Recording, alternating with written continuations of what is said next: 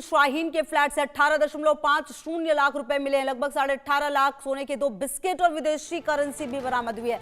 अल फलाह university के locker में पैसे छिपाए थे। जांच एजेंसी शाहीन को लेकर अल फलाह पहुंची थी।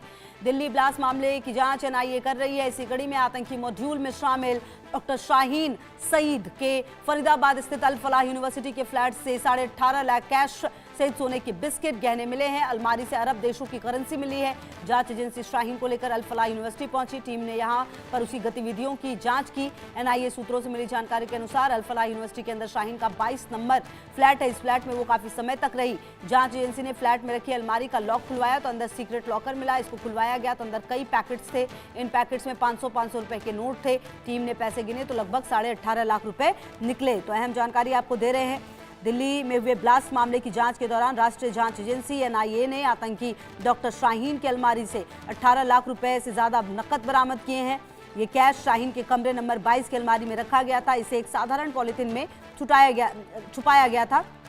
जांच में यह भी पता चला कि इसी साल 25 सितंबर को शाहीन ने यह रकम कैश में ही ब्रेजा कार खरीदने के लिए इस्तेमाल की थी। एनआईए फिलहाल ये पता लगाने में जुटी है कि इतना बड़ा कैश शाहीन के पास आया कैसे। इसके अलावा एनआईए ने शाहीन के अल फलाह के एडमिन ब्लॉक में बने लॉकर की भी तलाशी ली। लगातार जांच जारी है। सबूतों को इकट्ठा करके मामले की गहन पड़ताल की जा रही है। आतंकी डॉक्टर शाहीन ने जांच एजेंसियों को बताया कि वो आतंकी मॉड्यूल में डॉक्टर मुजम्मिल के कहने पर शामिल हुई और वही करती थी जो मुजम्मिल उसे निर्देशित करता था। इसके अलावा एजेंसियों को डॉक्टर अबू उकाशाह नाम के हैंडलर का टेलीग्राम अकाउंट भी मिला है। इसी अकाउंट के माध्यम से doctor Muzaffar, doctor Umar, doctor Adil साल 2022 में टर्क किए गए थे। डॉक्टर शाहीन का परिवार लखनऊ के डालीगंज स्थित घर नंबर 121 में रहता था।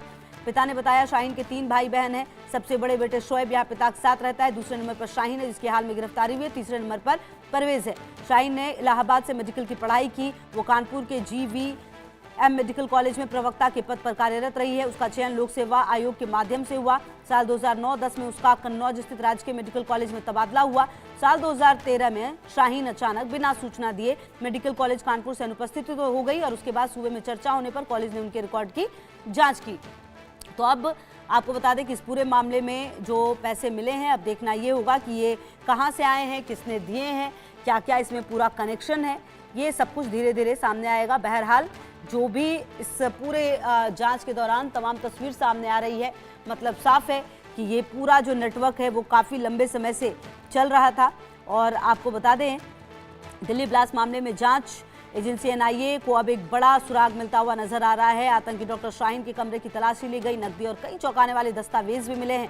पूरे नेटवर्क और विस्फोटक की सप्लाई को लेकर एनआईए की जांच काफी तेजी से बढ़ रही है और साजिश में शामिल डॉक्टर्स के रिश्ते और ठिकानों की परतें भी अब खुलती जा रही हैं।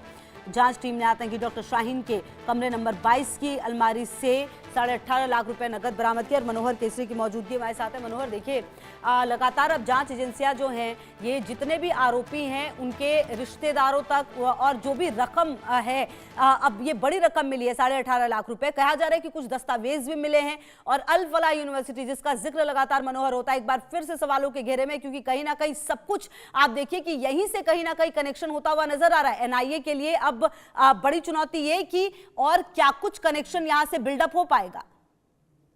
देखिए बिल्कुल, सबसे बड़ी बात यह है कि जिस तरफ से एनआईए ने इस तरह की जांच में शाहीन की कड़ियां जोड़ते हुए नजर आ रही है, तो ऐसे में जिस तरह से अल फलाह यूनिवर्सिटी के लॉकर में 18.5 लाख रुपए विदेशी करेंसी ये सब बरामद किए गए हैं, उसके बाद एनआईए शाहीन को उन तमाम जगहों पर ले जा सकती है जहां उनके लिंकअप है, जहां उनके कॉल डिटेल्स खंगाले जा रहे हैं, जिनके साथ उनकी बातचीत हुई है, उत्तराखंड में जिस तरह से उनके संपर्क हुए हैं।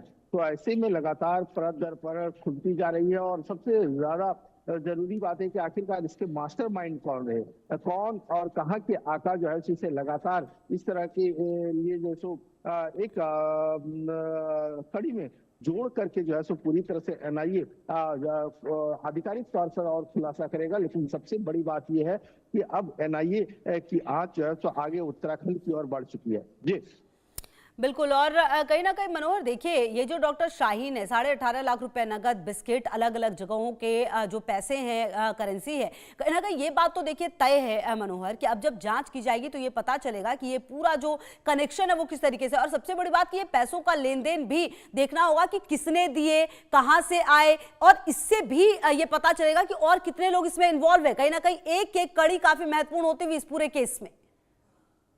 देखिए बिल्कुल, इसलिए आप देखिए जिस तरह से जांच एजेंसियां, पहले तो शाहीन का मुजम्मिल के साथ क्या संबंध रहे उसके बारे में खुलासा हुआ, उसके बारे में पता चला कि कब ये इसके संपर्क में आए, किस तरह से आगे बढ़ी। उसके बाद अलग अलग आदिल की बात हो, मुजम्मिल की बात हो, शाहीन की बात हो, तो जो व्हाइट कॉलर है, व्हाइट कॉलर में और कौन कौन से इसमें शामिल है, क्योंकि अब देखिए उत्तराखंड से 2 मौलाना की बात हो रही है, एनआईए उसकी जांच में जुटा हुआ है। शाहीन को उत्तर प्रदेश ले जाया जा सकता है, वहां क्रॉस कनेक्शन किया जा सकता है, वहां क्रॉस एग्जामिनेशन किया जा सकता है, उनसे पूछा जा सकता है।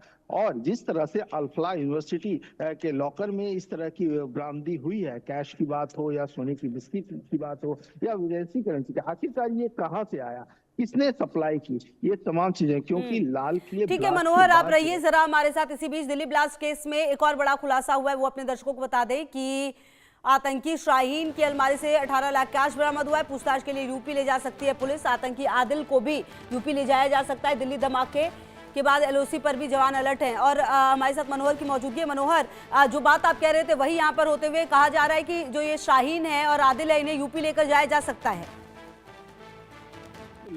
क्योंकि जिस तरह से एजेंसियों को सुराग हाथ लगे हैं, और इस मद्देनजर एजेंसियां उन जगहों पर शाहीन को मुजम्मिल के ले जा सकती है, और ताकि कड़ियां जोड़ सके, और कौन कौन लोग इसमें शामिल हैं, किसके कहने पर जो है सो पैसे का आदान प्रदान हुआ, किसके कहने पर विस्फोटक एक जगह से दूसरी जगह ले जाया गया, विदेशी करेंसी कहाँ से आई, इसके स्रोत क्या है, ये सारी चीजें पता करने के लिए जो है सो एक दूसरे के साथ जो है सो क्रॉस एग्जामिनेशन करना जरूरी है। इसीलिए एजेंसियां जो है शाहीन और मुजम्मिल को जो है सो उत्तर प्रदेश ले जा सकती है। ठीक है मनोहर, बहुत शुक्रिया आपका इन तमाम जानकारियों के लिए। बहरहाल देखना यह होगा कि इस पूरे मामले में यूपी ले जाकर क्या कुछ और सबूत सामने आते हैं। तमाम खबरों पर नजर है, आप रहिए हमारे साथ, देखते रहिए इंडिया न्यूज।